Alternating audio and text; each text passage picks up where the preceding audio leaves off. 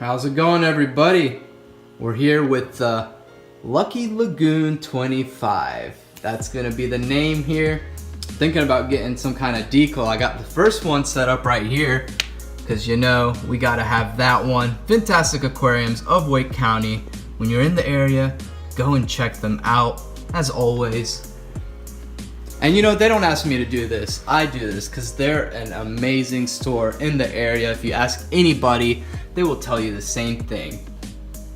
So boom, what do you guys think about the rescape here? It was really difficult to get this thing scaped. If you guys watched the live stream, I think we spent almost an hour trying to scape it. That took the bulk of the time here.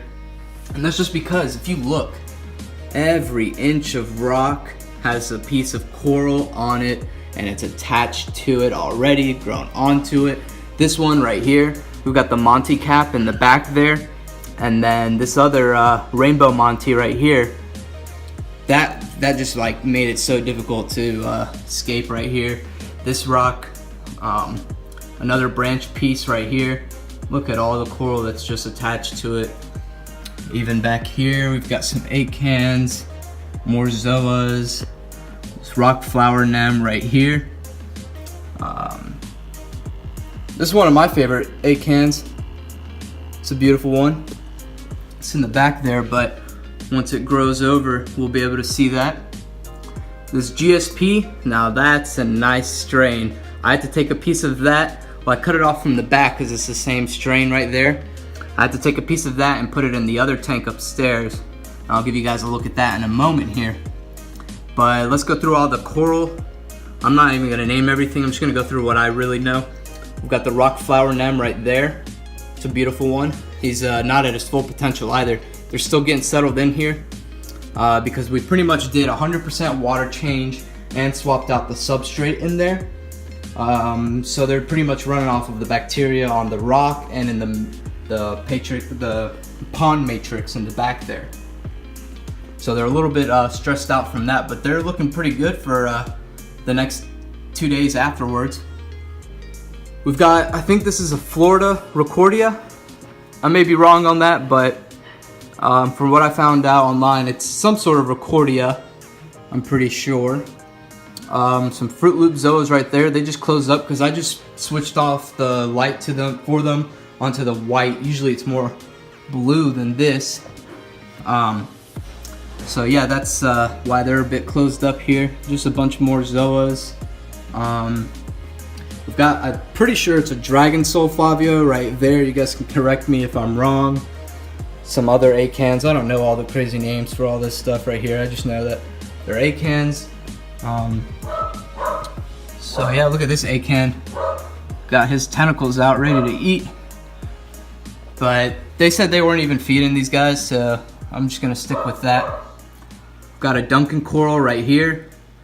A Vargas Suspicularia, that's an ORA. I love that. When it's opened up, it looks great. It looks like a Xenia. It's in the same family, the Zenidae family. That's pretty cool there. There is a bubble tip anemone. You guys see it back there? It hasn't walked around yet. I'm sure it's gonna walk around because I doubt it's gonna like that spot, but who knows, maybe it will. I got some zoas right underneath right there that I'm shadowing. And it's a pretty nice color. You guys can't really tell. I saw them the first day, but I'm probably gonna end up trying to break off that little bit of rock that they're on at one point and put them somewhere we can see them. Another Florida Rickordia. Some clove polyps right there. More zoas. Look at this zoa colony. I think they call that a Mojano anemone, something like that. I'll just have to, it's sort of in the Aptasia family for sure. So we'll just give it a boiled water injection and hope that does the trick for us. Just some more acans. I love this acan right here. Looks like candy. And more zoas, more acans. Guys, I was in awe with everything that came with this tank. Crazy. These pallies right here. Whoop, whoop, whoop. Yeah, I'm over here knocking stuff down. These pallies right here, that's a beautiful color. I don't know what they're called. You can see I moved in the frag rack, the big frag rack over here. I'll give you guys a look upstairs at the little 5-gallon too. So I got the candy cane in here. I think this should do a little better under the AI and this Gorgonian. I think we covered everything. There was a cocoa worm in here, but I asked them about it and they told me it died a few years back. Yeah, there's a pistol shrimp in there. If you guys saw the stream, that was pretty funny when I found it. It pinched me pretty bad. It hurts for being so small. I mean, it doesn't really hurt, it's a pinch, but they pack a punch, you know. But I think we covered everything here. Let me give you guys that full tank shot one more time, and then we'll go over the equipment too. So there's the full tank shot. That GSP really gives it some life down there. I plan on putting in some nice corals that pop in there. I got my eyes on this, if you guys saw the live stream at the store, I got my eyes on this Meteor Shower Cephastria. It's like blue with orange polyps. Man, oh man, does it look good. So hopefully I can get a frag of that sometime soon. I think a rainbow acan would be pretty sweet too. My guy, Midwest Reefer, picked him up one of those. You guys should head over to his channel where he's featuring that and his new Pico build. So if you guys enjoy coral, head on over there and check that out too. And don't worry, I'll be doing some shout outs here for everybody that's active on my channel who has a channel. So let's go through the equipment here. I did just do a water change. Everything's at 0, pH is like 8.0. Calcium's a bit low at 360. So if I want to start getting into more SPS coral, I may have to look into dosing. I'll have to see, you know, it's only the first week with this big water change here. So we're gonna have to see how that goes. So calcium was like 460, carbonate hardness was like 8, and phosphates 0. So with these coral in here, with these nice coral, it's gonna be worth it for me to get a nicer test kit than this API. It really wasn't for the nano, but now that we have this system, it is. So I'm leaning towards slowly buying up some Hannah checkers. Those are pretty sweet. I like the digital aspect, easy way to go. So I'm gonna slowly probably start collecting a bunch of those as we go here, because those will last you, you know, the whole lifetime of your hobby pretty much. So let's go over the equipment actually on the top here. Running the AI Prime HD, and it's on its own setting that they had there. In the back we got this, I don't know what they call it, the media basket, the IM one, the Innovative Marine one, and it's got like ChemiPure Elite, some Matrix that you see up there at the top, some like filter pad, like a sponge. And then here in chamber 2 we got some more Matrix media. Then over here they upgraded the pumps to Cobalt MJ 1200s, and there's some more of those like BioBall spheres right there. We've got an Aqua Top, I think it's a 100-watt heater. That's a titanium. That thing is really nice. I'll show you guys down below the control unit on it. Then right here, to my surprise, it came with things like Aqua Auto, Auto Aqua, Micro Auto Top Off. I thought I was gonna have to buy one of those for this, which is pretty nice that it came with one. I really like it, so I'm gonna put one on the 5-gallon here. So I'll be there at the LFS to buy one of those. This chamber is a little bit of pond matrix again, and then into a GFO reactor. I've got it running, but I don't know if I've got it running right. It's overflowing from these holes right here, so hopefully that's right. And then right here is a filter sock. Maybe I'll upgrade it to another media basket like that at one point. We'll see here. And then we've got the Coralia Nano Pump 240, like the one I had upstairs, but this one actually came with it. That's why it's got that coralline algae. Or actually, it looks like the coralline popped off here. Might not be enough calcium. There was a lot more coralline on it yesterday. They were way more purple. Here's the 560. And then I like these. They're like rotating diffusers or something. Like they're rotating power head returns right there from the MJ 1200s. So that's pretty cool. Coming down here, just got everything plugged in. It's a bit of a mess. I'm gonna be building. I need to get some ultra heavy duty Velcro, because this Velcro strips for like hanging paintings didn't really work out here. And that's just the reservoir for the auto top off. I'm dosing the prime still, so maybe that's why I'm not reading any ammonia, but I don't think we should have any ammonia with all the bacteria that's already in the tank. And then I'm using the seed aqua vitro.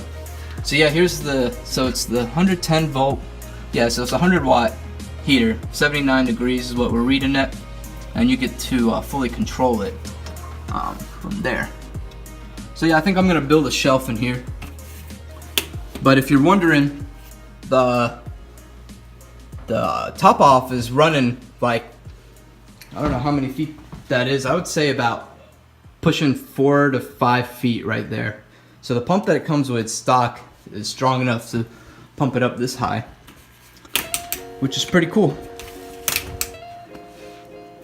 Here's a Nasarius moving around. Pretty cool. There's an emerald crab around in here too, and just a bunch of hermit crabs, blue and red-legged. I think there's even like a scarlet blue hermit crab in there that I saw, which is pretty cool. So what SPS do you guys think I should get into here soon? Probably in the next few months, once the tank I know that it's stable. I want to start getting some real colors going in this tank. So yeah, just give me some suggestions here on what you think I should throw into this. So let's go upstairs right now. Let's check out the 5-gallon. Hopefully I can get the Yashagobi out. Alright, here's the 5-gallon tank. I'm gonna go over the plans here for this one now that we have the 25-gallon set up. And I also want to say the 25-gallon, I got that as a gift actually. It was the tank, if you guys remember the 2-year anniversary for Fantastic. That tank was being raffled off. I didn't win the tank, but the man who won the tank actually passed it along to me, which is really nice of him to do. And that's the reason I have that tank, and that's the reason we've got this new journey going on here. So the tank here, just I getting carried away here with the Gorgonian. Look at it, it's looking beautiful with all that polyp extension. It's not like it was during the live stream when I tried to show you guys. I actually need to feed it here and put in some Phyto for it to eat. You can see the Euphilia for some reason aren't looking too happy. I don't know. Oh, actually I know why. I just stuck my hand in there and pulled out that old frag rack and moved in this frag rack. So that's why the Euphilia right here on this side are looking pretty sad, and this side isn't too bad. But I did realize, I don't know, I think maybe the Euphilia right here and right here are getting into some turf war with the tongue, because the tongue isn't looking as good as it usually does. So my plan here is actually to move all of the Euphilia out of this tank and into the 25-gallon once the 25 settles down. So yeah, that's the plan for that tank. I've got a bunch of mushrooms in here that came out of the 25. It's like some blue Recordias, some like pink ones, just a lot of different ones. Maybe we can get a little view here of what's in there. I don't know how much you guys can see from that. I'm actually housing the Yashagobi, so really crazy. The Yashagobi, they had forgot about it in the sand. I called them up and they were like, oh, well, congrats, you got a hard to find fish. He's been hiding in there. I don't know if you guys can see him. What I'm gonna do is leave the camera running, put in some food, and maybe he'll come out for that.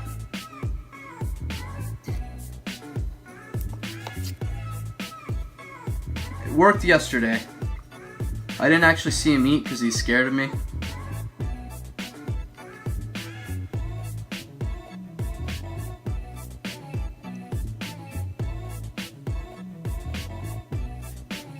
But I know these other guys are gonna eat. So nothing is actually gonna stay in this tank except for the tail spot blenny. This will be his abode. Oh, there goes the Yasha. Y'all see him? Oh, he's curious. I think he might see me and still be scared. But wow, that Yashagobi is real beautiful. He's got a pistol shrimp pair that's already in the 25, like I was saying earlier. Oh, there he goes. He's eating. Oh, nice. That's good to see him eat. I didn't get to see him eat yesterday. He thinks I'm gone. But the zoas, the ones that were closed up, the radioactive dragon eyes, those 3 heads died. There's still a few more closed up. From what I understand in genetics, that color variation might segregate down through the next few generations that come out from the mother colony, so it'll be nice to see how that works out here. And the big pally that was in the back that started turning white finally opened up too. But let's see if the Yasha Gobi comes out anymore. There it is. It might be scared of the phone setup right there too.